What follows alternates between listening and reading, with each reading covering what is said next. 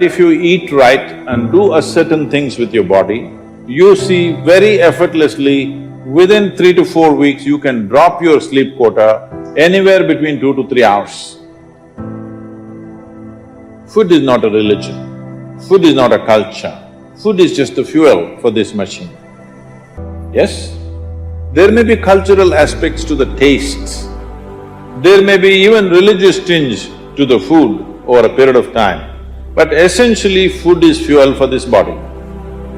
So with what kind of food will it function with minimum struggle within itself and maximum impact? So suppose you buy a petrol car and pump diesel into it, it may still roll around but not at its optimum. Similarly, various foods you can eat and still somehow it functions. But those communities which have eaten with care, you can clearly see a distinct difference in the way they function, the levels of intelligence and whatever. So in India, we prescribe food for different people in different way. If you're doing menial jobs, you eat one way because you need physical muscle.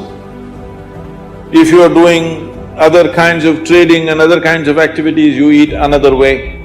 If you're a fighting class, you eat differently. And now if you're into education, spiritual process and subtler aspects of life, then you eat differently. If you are in education, one of the greatest challenges is to stay focused on something.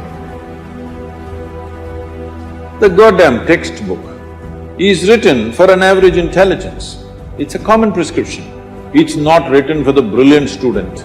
It is written in a way that it's a common prescription, everybody gets it. But that textbook, how much effort it is taking for a whole lot of people. How they have to read it 10 times to get it. But you lie down in your bed and read a love story, you remember every word. So you don't lack memory, you don't lack focus. It is just that textbook and you, chemistry is not working. So what you need is a higher level of focus, a higher level of involvement. And another great enemy for a student is, because this textbook is such a tranquilizer, the moment you open it, go to cinema till 2 AM you're up, open the textbook at 9 o'clock, right there, you smash into it. So sleep is another big enemy. So what kind of food do you eat so there is no inertia in the body? In yogic way of seeing things, we are looking at tamas, rajas and sattva. Tamas means inertia, rajas means activity but no balance. Sattva means absolutely balanced kind of energy. When you're in education, you need a very balanced kind of energy because you have to focus on something which doesn't naturally interest you. It's not something with which your chemistry is gelling. If your chemistry is gelling, you are always focused on that one, isn't it? Here there's no chemistry, but you have to focus on that. For this you need a balance and a steady mind. For this you need to eat in a certain way. To put it very simply, food goes through your body through the alimentary canal. From your mouth to your anal outlet, there is a pipe. Through this it runs, going through various stages of digestive process. Many of you are biology people, right? So, it goes through the alimentary canal. Now it begins with the lip. Here, if you look at this, all the herbivores and carnivores. If you look at the animal kingdom, there are herbivores and carnivores are two main segments of animals in the world. One eats vegetable matter, another eats meat. If you look at the alimentary canal, the way it is built, between herbivores and carnivores is a distinct difference.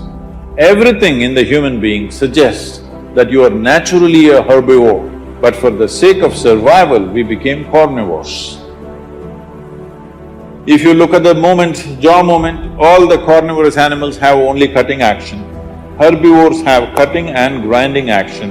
There are molars But carnivores don't have widespread molars, they have just incisors, canines, everything looks like cutting teeth. So they do only this. All the herbivores do grinding. What do you have? Both. So you are supposed to chew your food. Why you are supposed to chew your food is that you have enzymes in your saliva where if you take a little bit of raw rice and put it in your mouth just for a minute, you will see it turn sweet right here, because right here carbohydrate is being converted into sugar, right here. So if you eat properly, then we say about 30 to 50% of your digestion should happen in your mouth. So this part of the digestive system is expecting half digested food or partially digested food. But right now the way we're eating is mostly we're putting not only undigested food, but partially destroyed food. So the amount of food that you need to get the same amount of energy has increased. You're eating much more food than what you should eat to generate that much of energy. Because of that, there is inertia in the body, because it has to process so much more food than what it should, there is inertia. Once there is inertia, your sleep quota increases. But if you eat right and do a certain things with your body, you see very effortlessly, within 3 to 4 weeks, you can drop your sleep quota anywhere between 2 to 3 hours.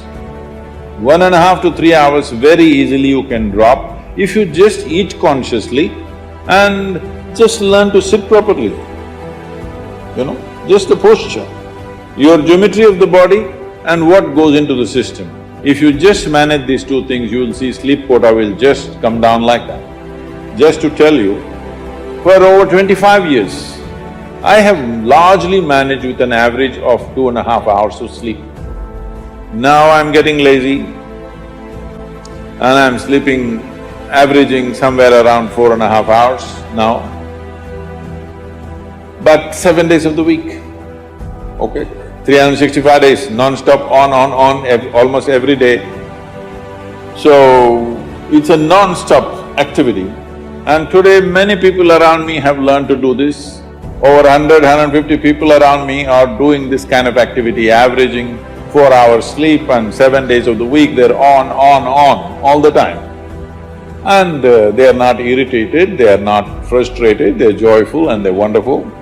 Why this is this? There are many aspects to this, but one important aspect is food, how you eat. Not only what you eat, how you eat is also very important, because food is a live thing. Just bring 40 to 50% of the food in its raw form, that means it's alive. It must be a live cell, it can be a vegetable, it can be a fruit, it can be a nut, it can be sprouted gram. At least 40 to 50%, the food that you eat must be alive. You eat dead food and you want to live, this is a little difficult thing to do, because you have to raise the dead now. But if you eat live food, one thing you will see is the state of your mind, your focus and your sleep quotas, and above all, staying awake is not good enough, you have to stay alert, isn't it? How alert you are, how focused you are, only to that extent everything yields to you in this world, isn't it so? What is the level of focus will determine whether the world yields to you or not, isn't it? And one more aspect of life, one more aspect of food is, when you consume something, it must be of a simple genetic code in the sense, it must be a very simple software. Vegetables, fruits, nuts, sprouts, they're very simple. More complicated means animal food becomes more and more complicated. Suppose you eat an animal which has some amount of emotion and a life of its own. Now the code in that, we were talking about this, your body is just an accumulation of memory, which means a certain software, isn't it? This is the most complex software. Human software is the most complex software on the planet of all the creatures. So if you eat an animal, particularly a mammal, if you eat, it has a similar kind of complexity, maybe not as complex as this, similar level of complexity, because it has thought and emotion of its own. Now for you to break that code and integrate it into your system, you are not fully successful. So it will leave traces of certain qualities within you. You cannot break that code and make it a part of yours because it's a different and complex code. If you eat a leaf, a vegetable, a fruit, a nut or a sprout, this is much simpler. If you must eat non-vegetarian food, you must eat that which is furthest away from you. So generally, fish and water life is furthest away from you. So if you must eat non-vegetarian food, the best thing to eat is you're on the coast. Fish is the best thing to eat that way.